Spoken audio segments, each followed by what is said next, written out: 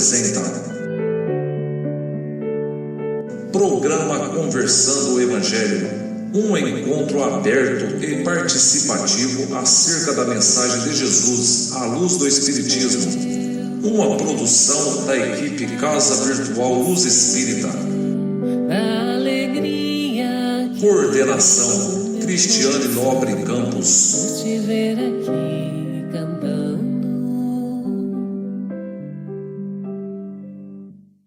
Boa noite, amigos. É com muita alegria que estamos aqui todos juntos para mais um programa Conversando o Evangelho. Como o próprio nome já diz, conversando, nós estamos aqui entre amigos, todos aprendizes, buscando entender o Evangelho de Jesus, buscando entender o contexto, do que se passa para que a gente possa aplicá-lo em nossa vida.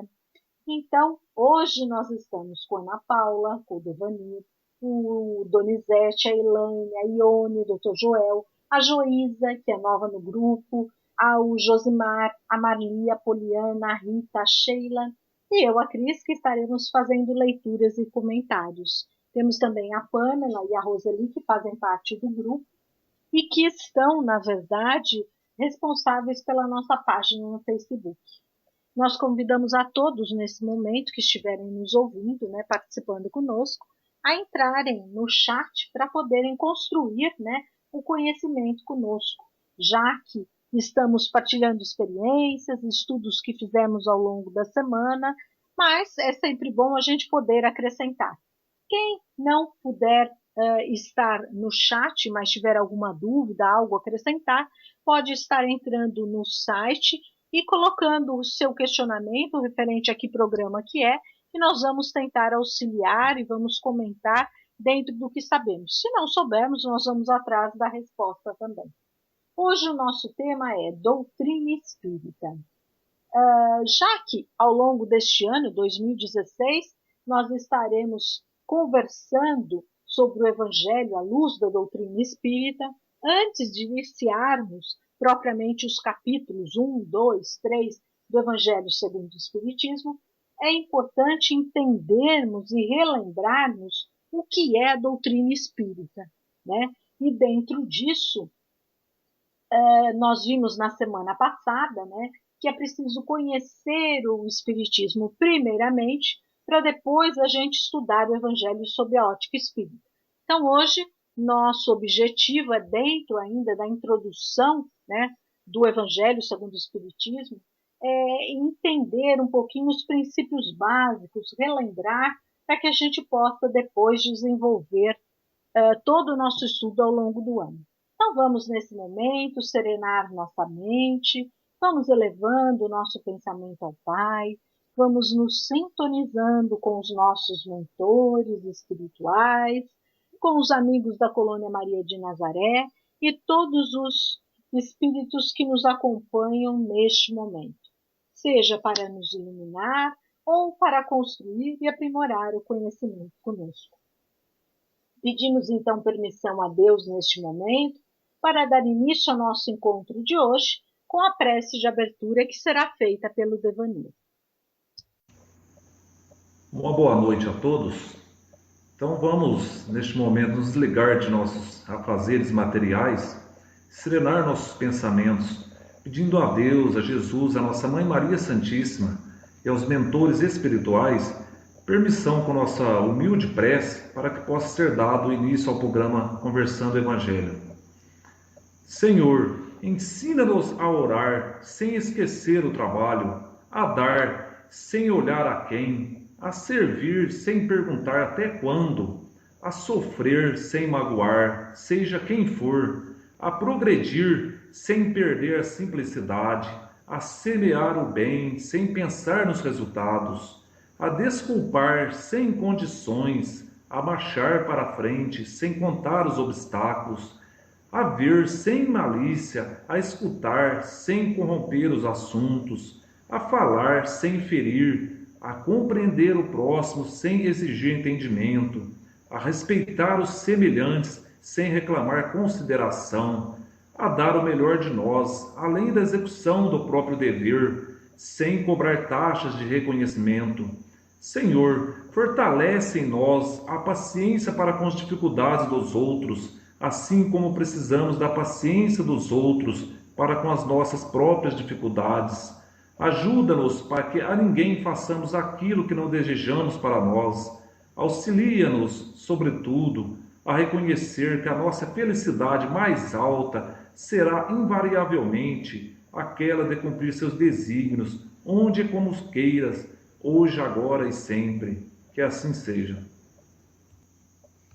Que assim seja, damos graças a Deus. Depois dessa prece que nos convida, a analisar nossas atitudes e aprendermos a ser como Jesus, vamos pedir a Joísa que nos traga a mensagem que ela preparou para hoje. Boa noite a todos. A mensagem que eu trouxe foi Amai-vos, retirada do livro Fonte Viva. Por norma de fraternidade pura e sincera, recomenda a palavra divina. Amai-vos uns aos outros. Não determina seleções, não exalta conveniências, não impõe condicionais, não desfavorece os infelizes, não menoscaba os fracos, não faz privilégios, não pede o afastamento dos maus, não desconsidera os filhos do lar alheio, não destaca a parentela consanguínea, não menospreza os adversários, e o apóstolo acrescenta: não amemos de palavra, mas através das obras, com todo o fervor do coração. O universo é o nosso domicílio, a humanidade é a nossa família. Aproximemo-nos dos piores para ajudar, aproximemo-nos dos melhores para aprender. Amarmos servindo uns aos outros, não de boca, mas de coração, constitui para nós todo o glorioso caminho de ascensão. Passo a palavra. Bem, depois dessa mensagem que a Joísa nos trouxe, que nos faz entender, que a doutrina vem nos auxiliar a entender todo esse mundo que nos cerca, mundo espiritual e mundo material, vamos pedir a Elaine que proceda com a leitura do Evangelho. Quando, porém, aquele vier, o Espírito da verdade, vos guiará em toda a verdade, pois não falará de si mesmo, mas falará o quanto ele ouvir, e vos anunciará o que há de vir. João, capítulo 17, versículo 13 do Novo Testamento. Tradução de Haroldo Dutra Dias. Vamos agora, então, dar início aos nossos questionamentos. Josimar, vamos ver se você pode nos auxiliar. Quem foi Kardec e qual a sua importância para a doutrina espírita? Allan Kardec nasceu Hippolyte Léon Denisard Rivail, em 3 de outubro de 1804 em Lyon, França, no seio de uma antiga família de magistrados e advogados. Foi educado na Escola Pestalozzi, das mais renomadas escolas do antigo continente, em Verdun, Suíça, onde tornou-se um dos seus discípulos mais eminentes. Foi membro de várias sociedades sábias, entre as quais a Académie Royale d'Arras.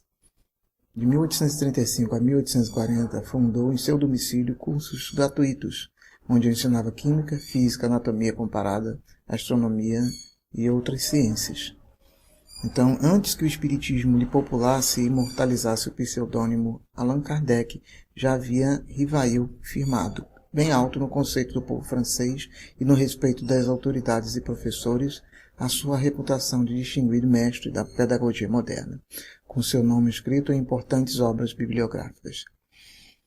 A propósito, naquele período, quando foi veiculada a notícia pelo seu amigo, o Sr. Frontier, sobre os fenômenos das mesas girantes e falantes, o ilustre professor faria tecer um comentário adicional. Eu ainda nada vira nem observara. As experiências realizadas em presença de pessoas honradas e dignas de fé confirmam a minha opinião quanto à possibilidade do efeito puramente material. A ideia, porém, de uma mesa falante ainda não me encontrava entrar na mente.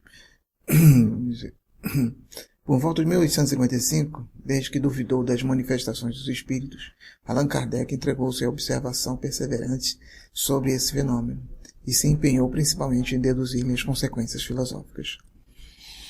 Foi, portanto, como racionalista estudioso, emancipado do misticismo, que ele se expôs a examinar os fatos relacionados com as mesas girantes, tendo adquirido no estudo das ciências exatas o hábito das coisas positivas, sondou, percustou esta nova ciência, o espiritismo, nos seus mais íntimos refolhos.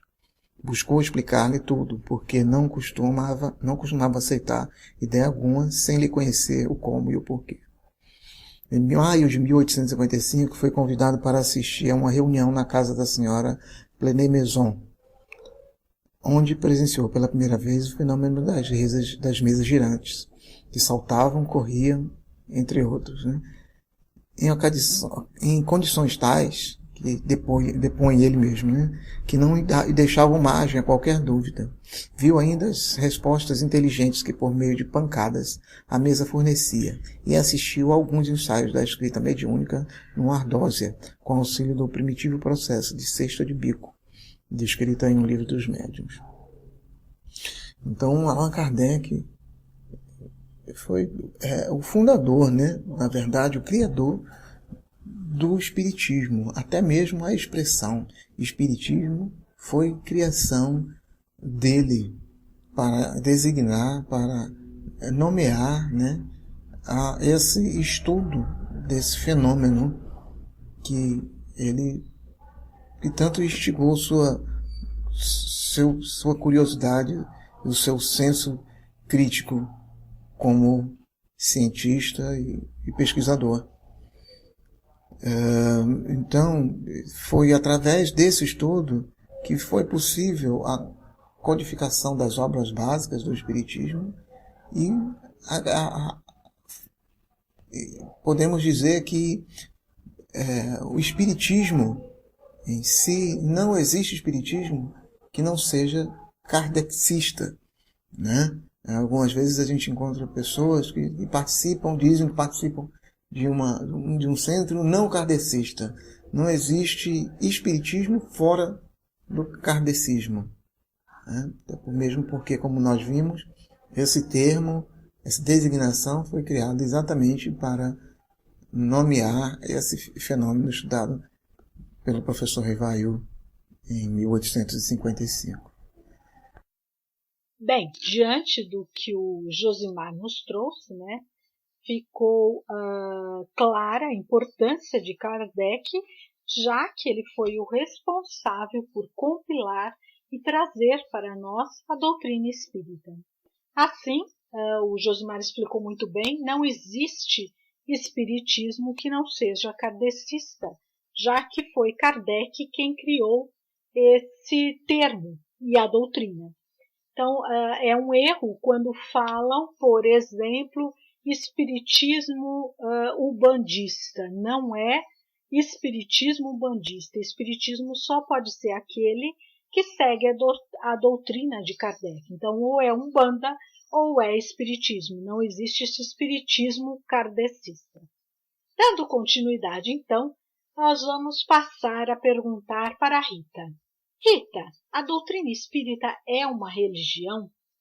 Qual seria o significado, né, da doutrina espírita que Kardec nos traz? Boa noite. A doutrina é de natureza tríplice, pois abrange princípios filosóficos. É uma filosofia espiritualista, científicos e religiosos ou morais. Daí Allan Kardec afirma: o espiritismo é ao mesmo tempo uma ciência de observação e uma doutrina filosófica. Como ciência prática, consiste nas relações que pode estabelecer entre nós e os espíritos. Como filosofia, compreende todas as consequências morais que decorrem de tais relações.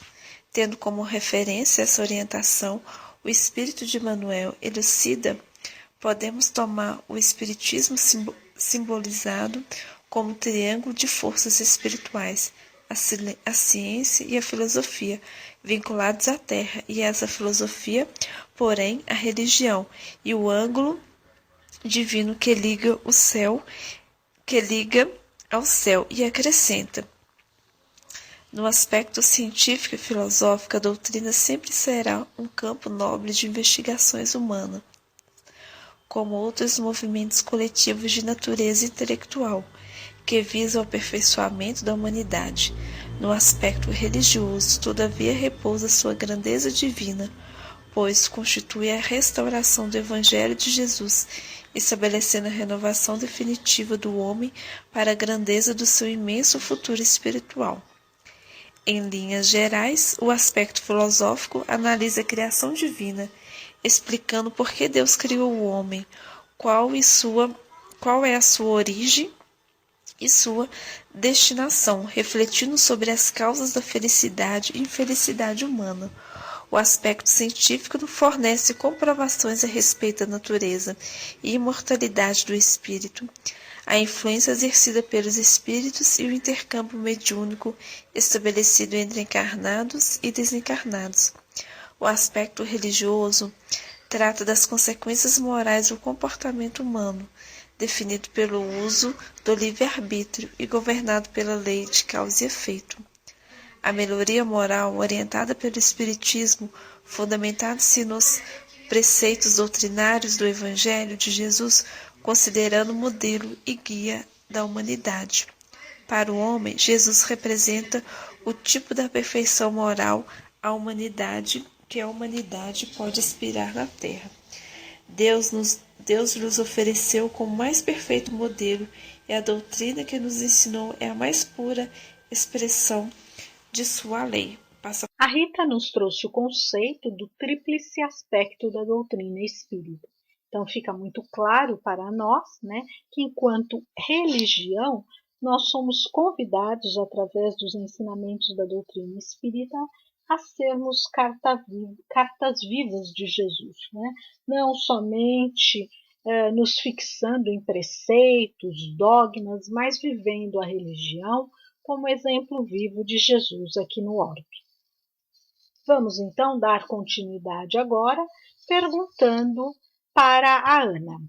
Ana, como é que a gente pode entender? Espiritismo é o mesmo que espiritualismo? Qual seria a diferença? Não. Espiritualismo é uma denominação comum a várias doutrinas filosóficas e ou religiosas e tem como fundamento básico a afirmação da existência do espírito, ou alma, como elemento primordial da realidade, bem como sua autonomia, independência e primazia sobre a matéria. É o contrário do materialismo, que só admite a existência da matéria. Já o Espiritismo nos traz conceitos novos e profundos a respeito de Deus, do universo, dos homens, dos espíritos e das leis que regem a vida.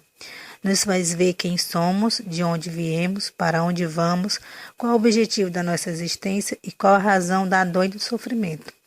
O Espiritismo abrange todas as áreas do conhecimento, das atividades e do comportamento humano. Passa a palavra.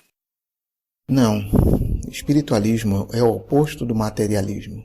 Quem quer que acredite haver em si mesmo alguma coisa além da matéria é espiritualista, mas não se segue daí que creia na existência dos espíritos ou em suas comunicações com o mundo visível. A doutrina espírita ou espiritismo tem por princípio as relações do mundo material com os espíritos. Tanto Ana Paula quanto Josimar nos trouxeram a diferença que existe entre o espiritismo e o espiritualismo. Então, de uma forma bem prática e concisa, nós podemos dizer que nem todo aquele que é espiritualista, ele é espírita, mas todo espírita é com certeza espiritualista. Vamos então dar continuidade aos nossos questionamentos, perguntando a Poliana, depois ao professor Joel. Nós sabemos que o papel da doutrina espírita é nos conduzir no entendimento da aplicação moral dos ensinamentos de Jesus. Mas como é que a gente pode ter a certeza e entender a autoridade da doutrina espírita para nos conduzir nesse objetivo de aplicação moral dos ensinamentos de Jesus?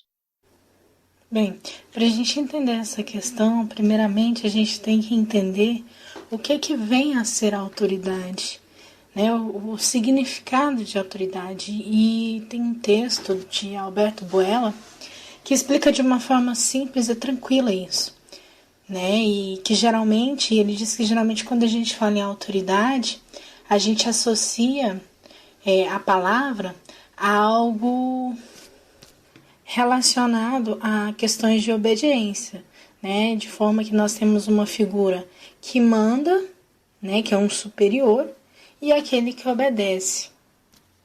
De forma que a imposição da vontade de um sobre o outro e a superioridade imperam, né, nesse significado. Só que esse significado, ele deve ser levado, né, como uma consequência da autoridade.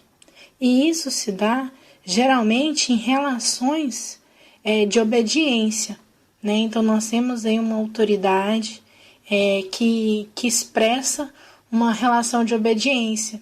E a gente sabe que essas relações de poder, né, e que são basicamente, que se formam basicamente sobre a obediência, elas não são relações tão significativas, tão fortes.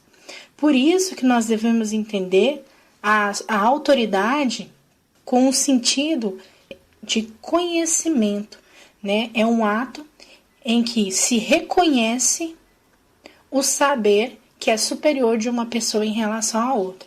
E esse saber está em qualquer área da vida, né? Então, aquela pessoa que detém a autoridade em relação a determinado assunto é aquela pessoa que tem todo um vasto conhecimento acerca disso, né? Então, essa autoridade, segundo esse autor, ele funda-se sobre o saber reconhecido de alguém e na necessidade que esse conhecimento gera. Ou seja, esse conhecimento vai gerar necessidades e vai ser perpassado aí para a sociedade. Um filósofo chamado Hans Gadamer escreve o seguinte: a autoridade corretamente entendida tem a ver não com a obediência, mas com o conhecimento. Então, ele afirma tudo aquilo, né, que a gente já falou. Aí, a partir do momento que nós temos esse reconhecimento da autoridade enquanto um saber, enquanto um conhecimento que alguém detém, e essa pessoa prova, né, através do discurso que ela conhece, que ela sabe, isso gera nas pessoas confiança. Ao passo que, como autoridade, no sentido de ser um melhor que o outro, né, de um ter poder sobre o outro, aquilo ali indica um excesso de obediência, né? Aquilo revela uma característica de obediência. Então, nós temos que entender essa autoridade enquanto conhecimento para que nós possamos confiar nisso, né? E aí entra a autoridade do espiritismo, da doutrina espírita, que, como nós vimos, ela foi pautada em todo um estudo, né, em todo um trabalho por parte do codificador e por parte dos espíritos de alto escalão envolvidos no processo. E aí nós temos que a autoridade da doutrina espírita, ela se funda em verdades, ela se funda em acontecimentos concretos, né? Então essa autoridade é no sentido de deter todo um conhecimento.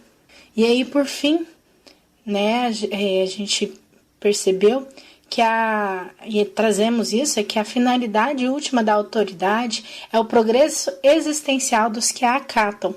Dá-se assim por cumprido o último sentido etimológico de auctoritas, que os romanos entendiam como reconhecimento, respeito e aceitação, que deriva do substantivo auctor, criador, autor e instigador, por sua vez derivado do verbo augere, que significa aumentar, fazer progredir. Então, a autoridade, no seu sentido estrito, é justamente fornecer esse progresso existencial, assim como a autoridade da doutrina espírita tem, né, no saber e no conhecimento dos espíritos, que promovem, né, o progresso da humanidade. E aí eu passo a palavra para o Dr. Joel, para ele fechar essa ideia e trazer as suas explicações que são tão edificantes. Tentaremos, minha irmã, desenvolver alguns pensamentos que configuram a autoridade da doutrina espírita, a começar pela formação de Hippolyte Léon Denisard Rivail, o qual falava diversas línguas, e no campo cultural foi um dos precursores dos ensinamentos na França, e tendo escrito diversos livros sobre vários assuntos, vários enfoques, como já foram expostos, ele construiu uma credibilidade muito grande perante a opinião pública naquele tempo. É preciso ainda que digamos que Allan Kardec é o pseudônimo que foi adotado por Hippolyte Léon Denisard Rivail, já que ele não se considerava autor desta obra, mas sim uma pessoa que se pôs a serviço das entidades espirituais para que pudesse codificar este imenso trabalho. Ele se baseou em fatos que puderam cientificamente obedecer os critérios que ele tinha ao seu alcance na época. E esses fatos não aconteceram em caráter localizado. Porque uma coisa é a gente entender uma ideologia, uma doutrina, quando exposta por uma pessoa só.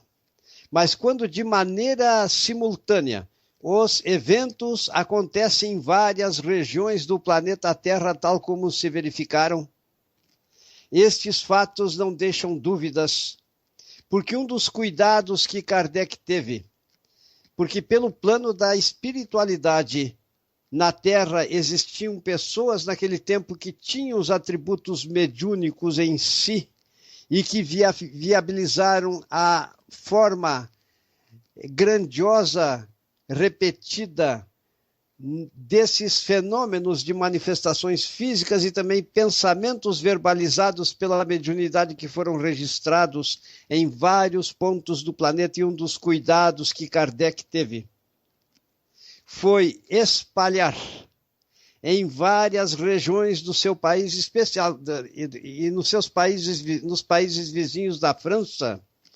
perguntas para as quais entidades espirituais, usando os préstimos mediúnicos de diversos médios em várias regiões, respondiam às perguntas. E quando Kardec percebia nas respostas a identidade dos conteúdos de maneira legítima e perfeita, uma igual à outra, estas ele usou para então codificar não somente o Livro dos Espíritos, mas também para observar as suas diretrizes na realização de outras obras que fazem parte do Pentateuco da doutrina espírita. As interpretações foram orientadas pelos espíritos de verdade e os préstimos mediúnicos de pessoas daquela época forneceram preciosos elementos informativos que Kardec, tomando como base, conseguiu codificar a doutrina do Consolador Prometido, exemplificando e ensinando, ao mesmo tempo orientado pelos espíritos que eram comandados por Cristo, foram chamados de espíritos de verdade. E estes espíritos, então, propiciavam a Kardec as orientações e, como resultado final desta grande obra, aconteceu aquilo que nós chamamos de doutrina espírita ou doutrina do Consolador Prometido. É considerado a autoridade nesta doutrina porque ela foi codificada não por uma pessoa, mas sim pelo conjunto de entidades espirituais e procedentes de várias ou manifestadas em várias regiões do planeta. E assim agindo, ele não se baseou em hipóteses, não se baseou nas informações proporcionadas por uma pessoa só, através da prática mediúnica, mas embasou-se em diversas pessoas. E quando ele recebia respostas que comportavam dúvidas, mesmo que houvesse em 10 respostas a coincidência de 9 respostas e uma só destoava daquilo que ele poderia chamar de verdade, ele preferia abandonar os 10 questionamentos para não cometer o risco de praticar nenhum equívoco na concretização desta obra. Então, pode-se dizer que Kardec, que viveu na Gália no passado, tinha este pseudônimo de Allan Kardec. E ele, então, utilizou este pseudônimo como forma de identificação, porque, como dissemos há poucos momentos, ele não se considerou o autor desta grandiosa obra que até os dias atuais desafiam a capacidade humana de entendimento de todas as verdades ali contidas. É preciso que digamos que até hoje esta autoridade vai crescendo em magnitude perante a opinião dos intelectuais e das pessoas que procuram seguir os caminhos ensinados por Jesus, porque na medida em que a humanidade evolui, a tecnologia aumenta e o acervo cultural desta humanidade também vai aumentando, mas vai se conseguindo meios para comprovar que os ensinamentos contidos na doutrina espírita correspondem não a atos de fé, mas sim a verdades universais. Verdades estas as quais todas estão arquetipadas na mente divina, detentor de toda a sabedoria e de todas as potencialidades em termos criativos para a formação do universo no qual nós vivemos em 2 dimensões. Passo a palavra para ti, minha irmãzinha. Bem, a Poliana e o professor Joel já nos deram uma aula aqui explicando, né? Eu não teria nada mais a acrescentar. Então, passamos para o nosso próximo questionamento, perguntando para a Rita e para a Elaine como é que a gente pode entender o princípio básico da doutrina espírita, que é Deus. Deus é a causa primária de todas as coisas, a essência da vida. É para ele que tudo se encaminha. Ele não tem as características humanas, não tem desejo de vingança contra quem não o adora e não é parcial. É o princípio de soberana inteligência, um centro de radiação, um centro de ação que irradia os seus fluidos sem cessar e inunda todo o universo. Deus está, portanto, dentro de nós. Foi ele que nos criou. Se nós buscarmos um Deus fora de nós, vamos perder nossa divindade, e aí começam todos os problemas da humanidade. Deus está em nós, portanto, temos no nosso íntimo todos os atributos da divindade. Nosso estado de inferioridade é um estado temporário. Nosso destino é a perfeição e a semelhança com Deus. Quanto mais depurado estivermos, maior contato teremos com este princípio e poderemos vê-lo e receber as suas emanações. Por isso se diz que os espíritos superiores receberam tal ou tal ordem de Deus, devido ao seu grau de depuração. O fato de Deus estar dentro de todos nós nos torna irmãos uns dos outros, e não podemos ofender a outrem se não ofendermos a essa divindade que está dentro de nosso próximo e de nós mesmos.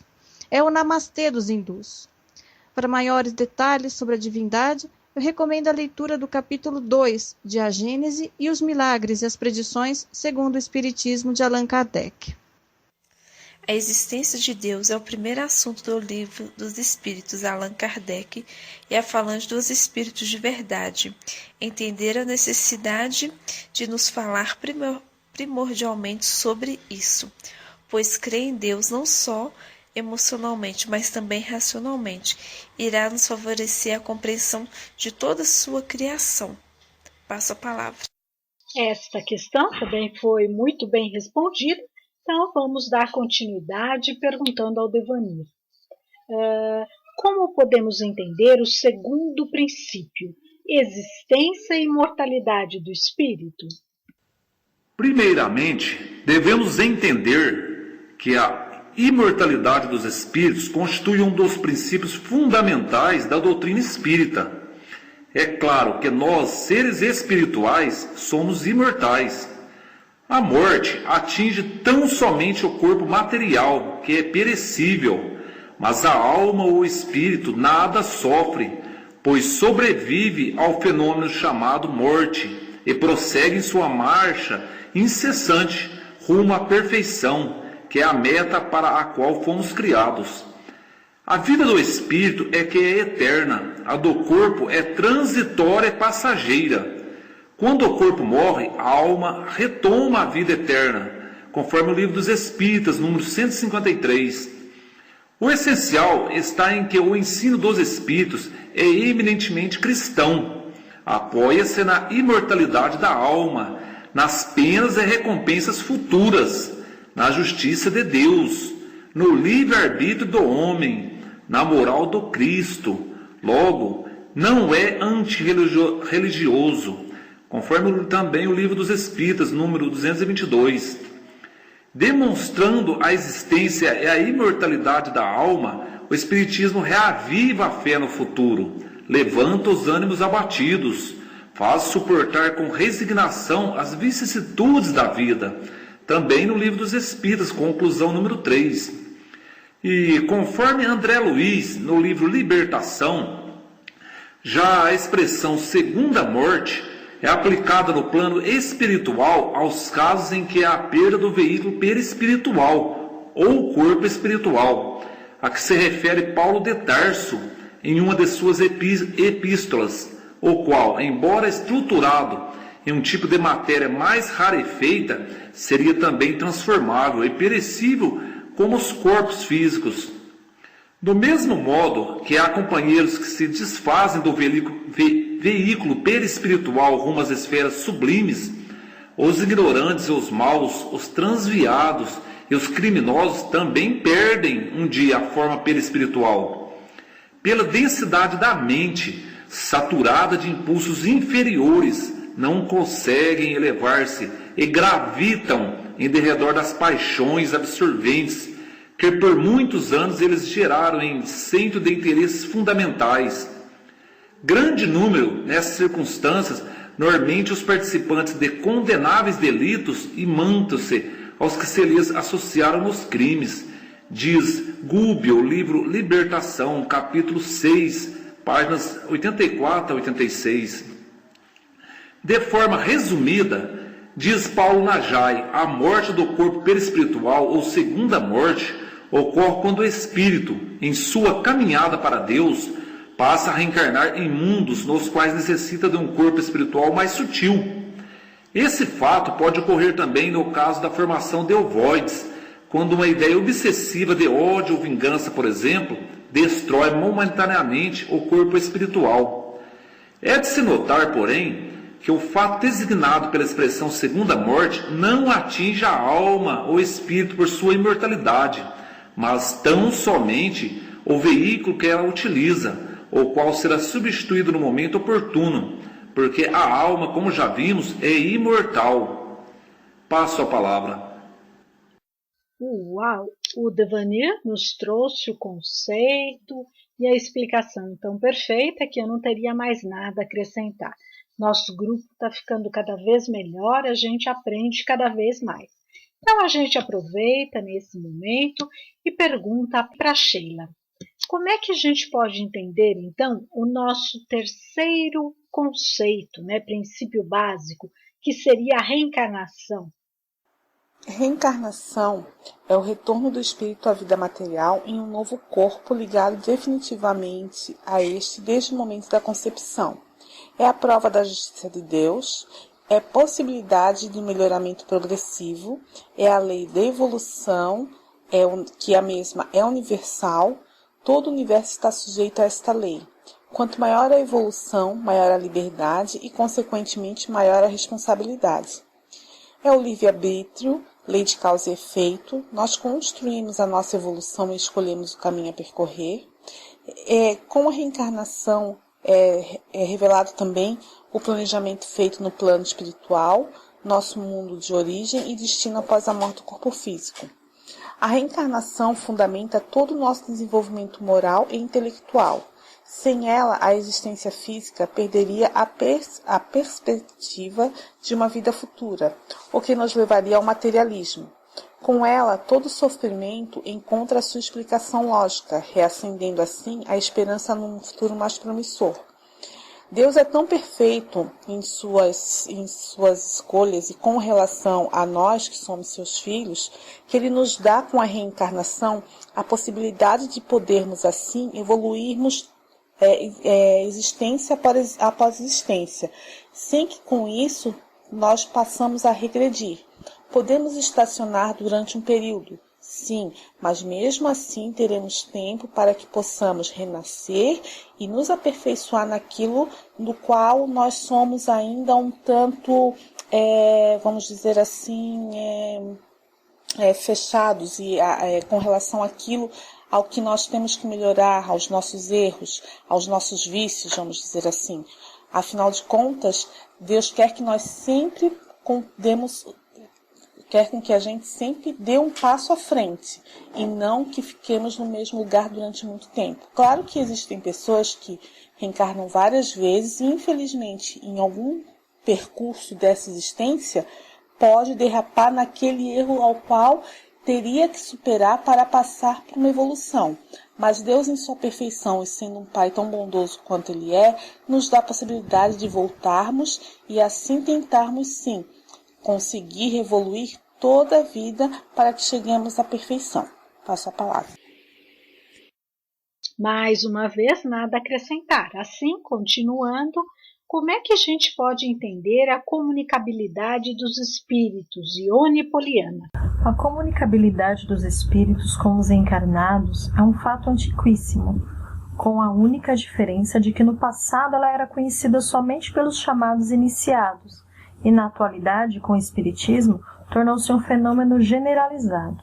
Moisés queria que seu povo abandonasse todos os costumes adquiridos pelo Egito, onde as evocações estavam em uso e facilitavam os abusos, inclusive o comércio grosseiro, associado às práticas da magia e do sortilégio e até mesmo de sacrifícios humanos. A proibição de Moisés foi assim justíssima, porquanto as relações que então se estabeleciam com os espíritos não se baseavam nos sentimentos de respeito, afeição ou piedade para com eles, sendo antes um recurso para adivinhações habilmente exploradas pelo charlatanismo. A mediunidade não é uma faculdade inerente apenas ao homem de bem, e por isso todos podem possuí-la. Ressalve-se, no entanto, que a moralização do médium libera-o da influência de espíritos inferiores e perversos, que se sentem então impossibilitados de exercer domínios sobre os sensitivos por lhes faltarem condições para a necessária sintonia. O Espiritismo mostra-nos o fim exclusivamente moral, consolador e religioso das relações com a espiritualidade. Nas práticas do Espiritismo, conforme os ensinamentos de Kardec e seus seguidores, não se fazem sacrifícios humanos, não se interrogam astros, adivinhos e magos para se informar de qualquer coisa, não se usam objetos, medalhas, talismãs, fórmulas sacramentais. Não se escolhem lugares lúgubres e horários específicos para atrair ou afastar espíritos. Em face da finalidade superior da mediunidade, repelir as comunicações é repudiar um meio poderoso de instrução, já pela iniciação nos conhecimentos da vida futura, já pelos exemplos que as comunicações nos fornecem. Interditar as comunicações equivale a privar as almas sofredoras da assistência que lhes podemos e devemos dispensar, razão porque atualmente até a Igreja, pela voz de vários de seus pastores, entre ele Frei Boaventura Kloppenberg, Padre François Brunet e Padre Gino Concetti, admite que a comunicação com os espíritos pode ser salutar, especialmente pelo conforto moral que traz aos que se encontram desesperados com a perda de um ente querido. Passo a palavra.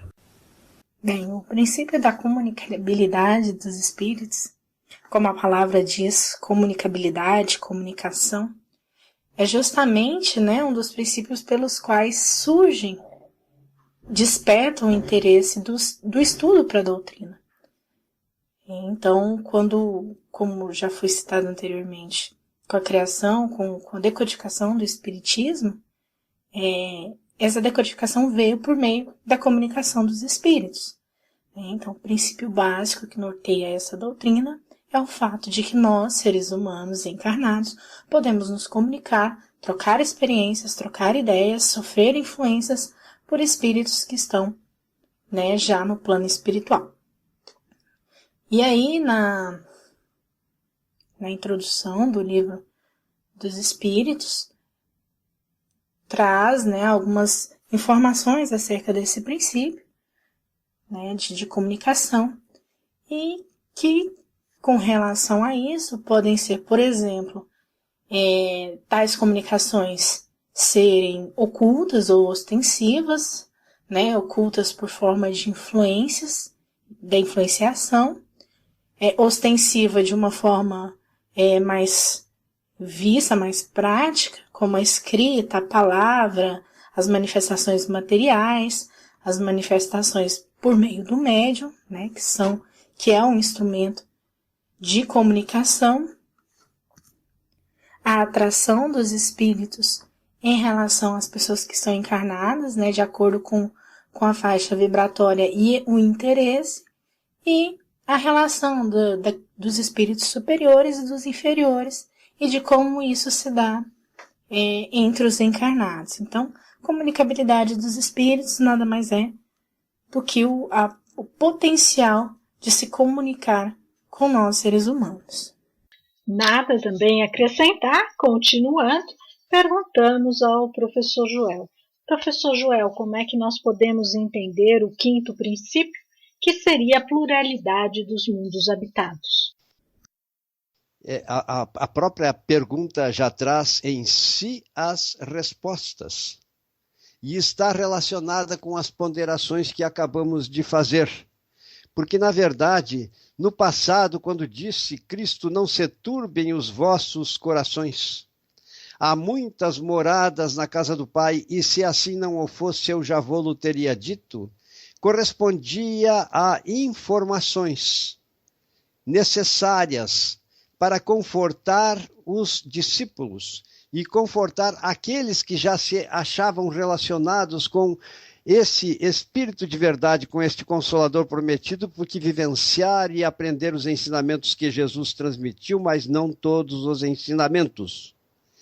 E naquele tempo, a crença na pluralidade dos mundos habitados, que são as muitas moradas, teria que ser, pelo despreparo da humanidade, uma crença embasada num ato de fé.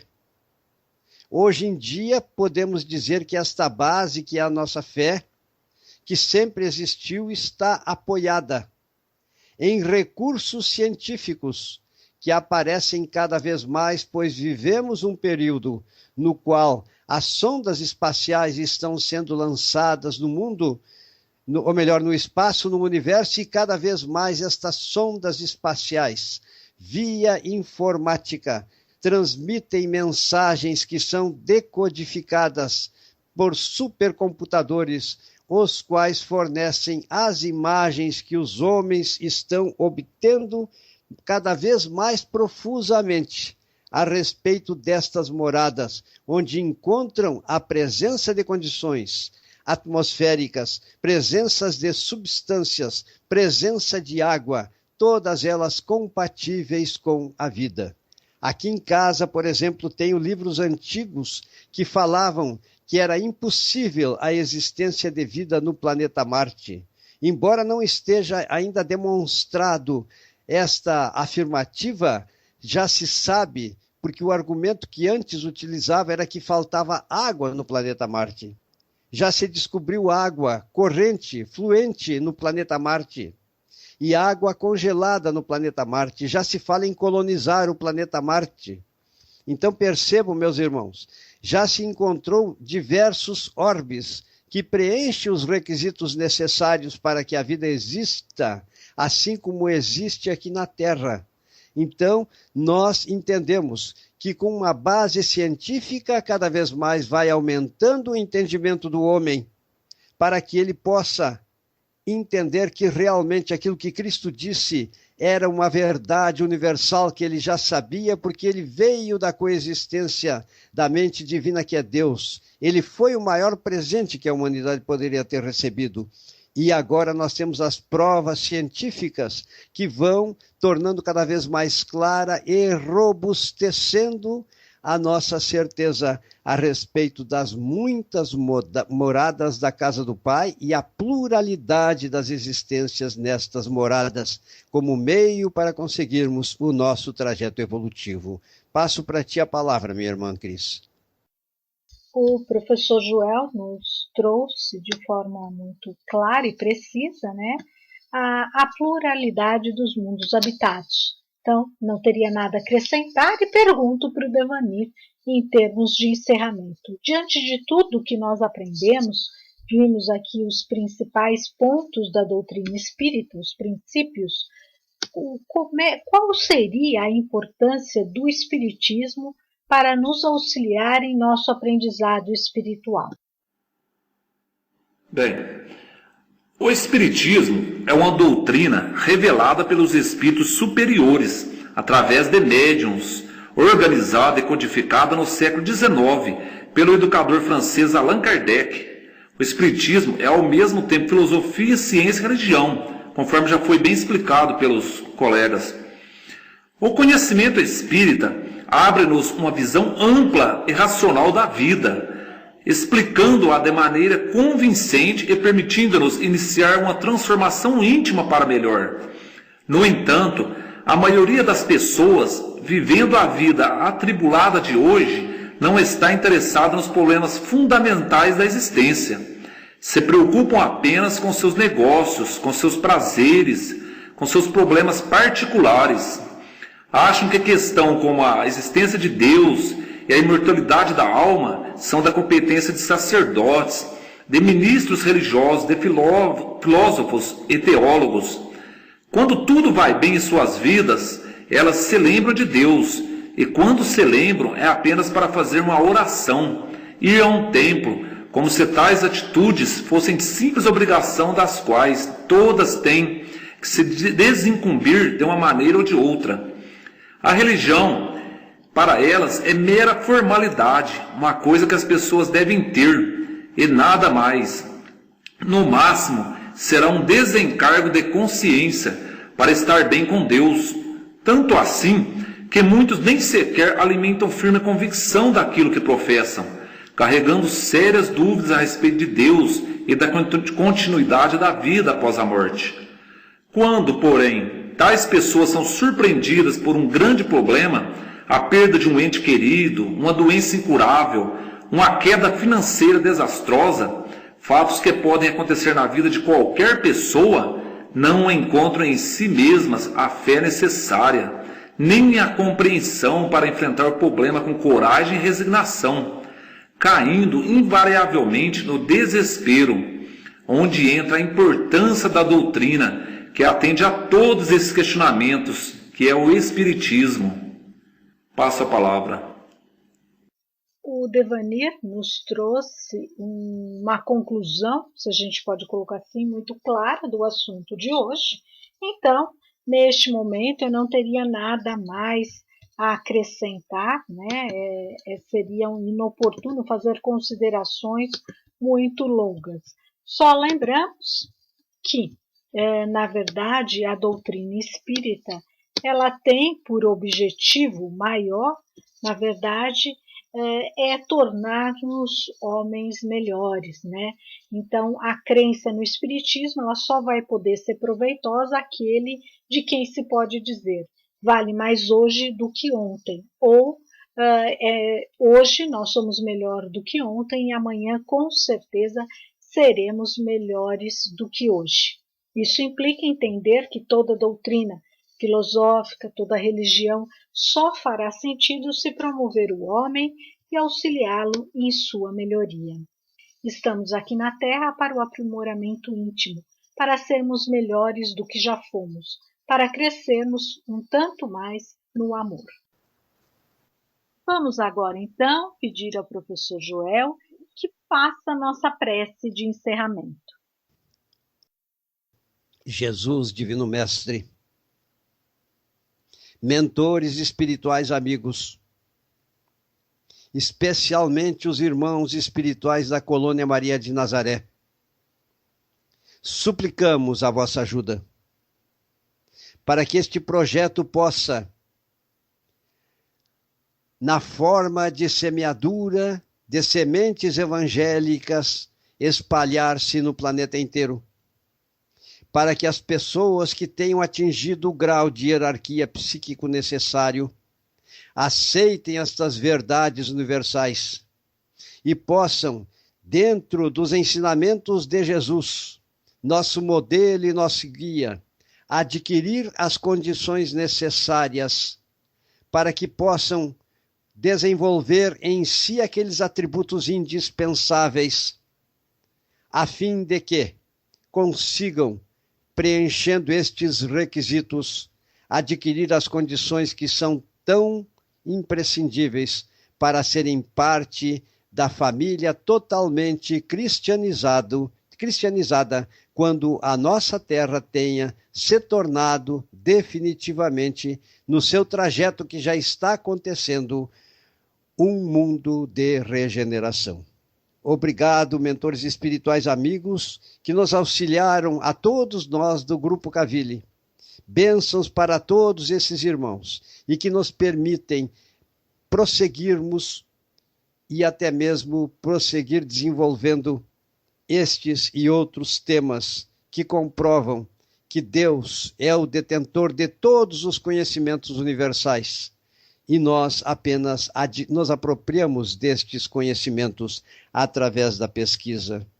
Por tudo isto, Jesus Divino Mestre, suplicamos, neste finzinho de prece, que possam acontecer vibrações de amor da parte de todas as entidades espirituais luminosas, especialmente dos missionários em forma legionária, existente em todas as regiões do planeta, para que consigam auxiliar esta humanidade sofredora que passa por estes momentos de transição, por tão difíceis e imensos sofrimentos, tal como está acontecendo e pior ainda poderá ficar. Obrigado, Jesus, Divino Mestre, e que assim seja.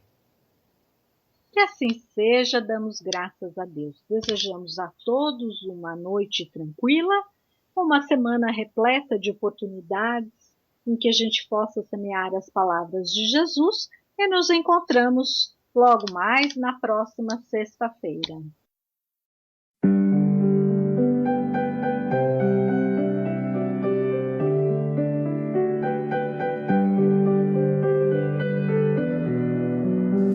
Rádio Cavili apresentou